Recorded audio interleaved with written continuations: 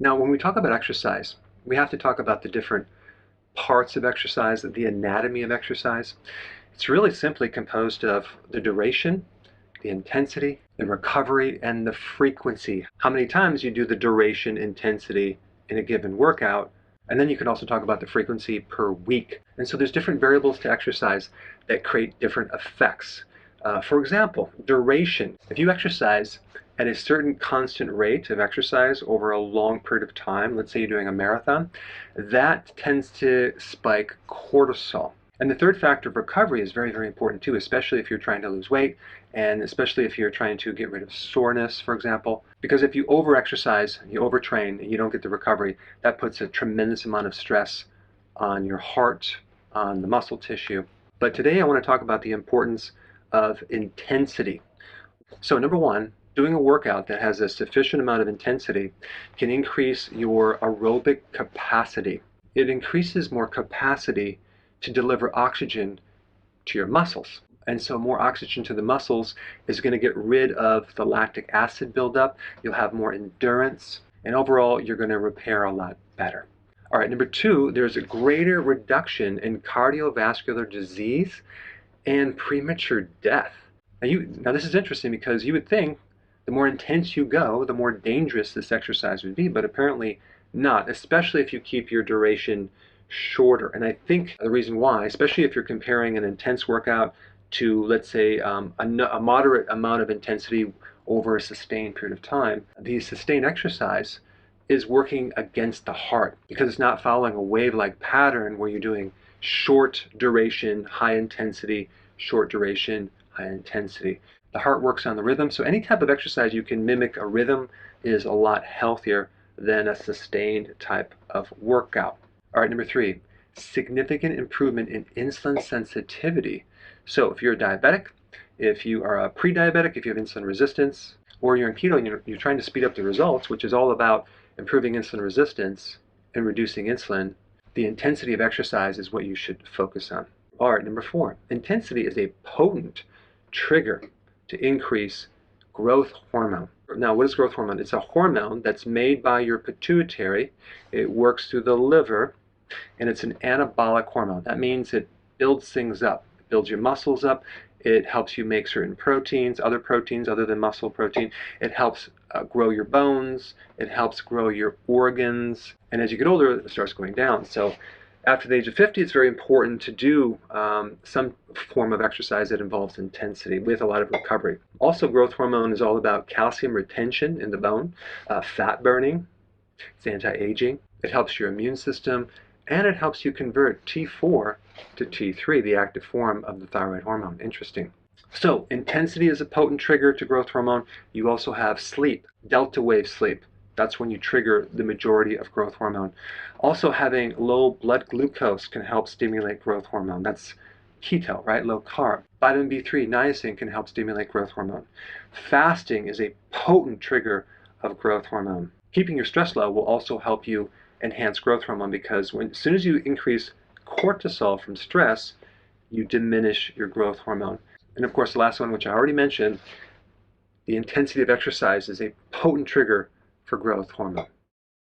You know, the big problem with growth hormone is that it decreases with age. So if you're noticing various things with your joints, with your muscles, it could be the decline in growth hormone. But growth hormone is involved in fat burning. It's involved in building up collagen and cartilage and muscle. And it also helps your endurance when you exercise. So it's involved in performance. It also helps you recover if you have trauma, like whether from an injury, surgery, or even a stroke. And it's also involved in the cognitive function of your brain. So if you're low in growth hormone, you may find that that can affect your memory, your focus, and your concentration. Also, if you are a young person and you don't have enough growth hormone, it can actually make you a bit shorter than you should. Now, I'm definitely not going to recommend you take growth hormone. It's probably a big problem in sports, but you don't need to do that. Okay, there are natural things that you can do to boost growth hormone to counter this aging process. It all starts with the hypothalamus. Okay, so you got this hypothalamus up in the brain. that sends a signal down and tells the pituitary to release growth hormone. So the growth hormone is created by the pituitary, but there's another hormone up here that tells the pituitary to create growth hormone. And then growth hormone goes right to your liver, and it works through another hormone called IGF number 1, insulin-like growth factor number 1. So in other words, IGF number 1 does the work of growth hormone. So I just want to talk about what will stimulate or boost growth hormone, and then on the flip side, what will inhibit or suppress growth hormone. Well, guess what? In the deep part of your sleep, when you hit the delta wave, that's when you have a major release of growth hormone. So, of course, if you're not sleeping, you're not going to have nearly as much growth hormone. So sleep is a very potent way to keep the growth hormone doing its job. Number 2, intense exercise, okay? Not mild exercise, but intense exercise. The more intense, the more growth hormone stimulation. So you have the potential to increase your growth hormone by up to 1,000% if you do intense exercise. And I think out of all the exercises, sprinting is at the top of the list, but there's a lot of other ones that you could do to increase your pulse rate and use your whole body to really activate this intensity that you need to do. Just kind of walking on the treadmill is not going to do much to growth hormones. You're going to have to really use a lot of effort, okay? Intense effort. But guess what? If you overtrain and you don't get enough sleep, then it's probably not going to work. So we want to do this intense exercise without overtraining. This is why we want to do high intensity interval training, okay? Short duration, lots of rest. Low blood sugars are another powerful way to stimulate growth hormone, right? So guess what? That's on the keto plan. That's on a low carb diet. So unfortunately, diabetics who have high amounts of sugar in their blood, because they're not told about this dietary sugar and carbohydrate connection, unfortunately, it's all about just managing your blood sugars. They usually have very low growth hormone levels. So we want to keep the blood sugars low to trigger growth hormone. Number 4, amino acids, so protein. So you need protein to stimulate growth hormone. So if you're not getting enough protein, guess what? You're not going to have enough growth hormone. There are several amino acids that will trigger growth hormone, but the big one is arginine. In one study, they found that you have to take between 5 and 9 grams of it to increase growth hormone by 100%, okay? Now, I'm not recommending that you go out and get arginine. I don't think you're going to need to do it. I just wanted to bring it up as a potential thing to increase your growth hormone. Sometimes people are concerned about taking protein, especially branch amino acids when they're fasting, and having that increase their blood glucose levels. And that can do it, but apparently arginine won't increase your blood sugar level. So that's interesting, good to know. Also, there is a very unique amino acid blend that I recommend for certain people that need to maintain their muscle mass during fasting that doesn't have the same effect of other proteins of turning into sugar. It's like, I think 99.8% of it turns into muscle tissue. So you don't have that stimulation of glucose, which is good. So I will put that link down below if you fit into that category. But typically when you eat protein, that's going to turn into glucose, that's going to increase insulin, and that's going to knock you out of the benefits of fasting. But the point is that you need sufficient amino acids if you want to increase growth hormone.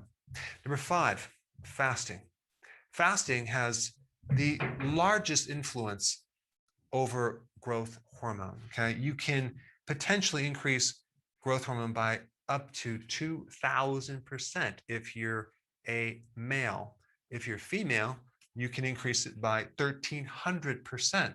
So this is really, really powerful. So I'm definitely recommending sleeping more, sleeping deeply, adding fasting, okay, doing keto and intense exercise. Those are the key factors here. But then you also have niacin, which is vitamin B3 that has the potential to increase growth hormone. Not by a lot, but it can definitely boost it. Then we have vitamin D, okay, that you can get from the sun. No cost to that, and that can increase growth hormone. Let's talk about what can inhibit growth hormone. You got stress and cortisol, right? Which is going to affect your sleep. The more cortisol that you're exposed to, let's say from a medication, you're on prednisone, for example, the more stress you have, the less growth hormone you're going to have. So if your diet is high carbohydrate, you're not going to have nearly the amount of growth hormone that you really need. Also goes along with this hyperinsulinemia. Okay, so of course, if you're eating sugar, you're going to have high insulin, but high insulin also will knock down growth hormone, especially if it's sustained, or chronic elevation insulin, where you see the great majority of the population, and also prediabetes, and also the first part of diabetes where your body's compensating, but eventually the pancreas runs out of insulin, and then now the blood sugars go really, really high. So then, of course, the doctor might even give you more insulin to regulate your blood sugars. All right, next one, obesity. So the bigger you are, fat-wise, the less growth hormone you're going to have. Why? Probably because of this right here, hyperinsulinemia. All right, next one is low thyroid. If your thyroid is not working correctly, you're not going to be able to nearly produce enough growth hormone. Now, since growth hormone works through the liver, we need a healthy liver for that to work. So the more damage you have in your liver, the less growth hormone you're going to have. And I'm talking about a fatty liver, I'm talking about an inflamed liver, and also cirrhosis of the liver.